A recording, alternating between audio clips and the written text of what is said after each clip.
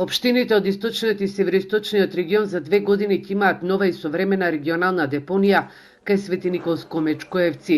Ваквите прогнози доаѓаат по средбата на градоначалниците од Истокот со заменик министерот за животна средина Ане Лашковска.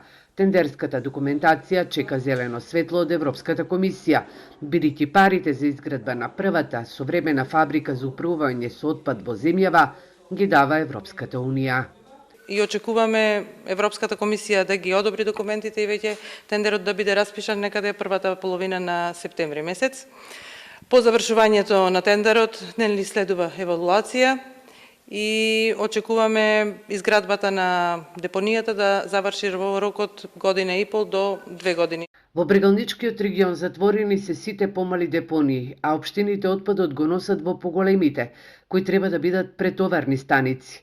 Најмногу страдаат жителите на Кочани, бидејќи на депонијата во село Бели отпадот го депонираат 4 општини, па во изминатиот период депонијата постојано се пали, а чадот се спушта кон Кочанската котлина. Навистина, овој проект веќе станува деценијски проблем или деценијски проект кој што се разлече многу во годините. Очекувам набрзо да имаме навистина разлика во делот на помрднување на работите и конкретно во изградба на ова регионална депонија. Над една деценија тече постапката за изградба на регионалната депонија.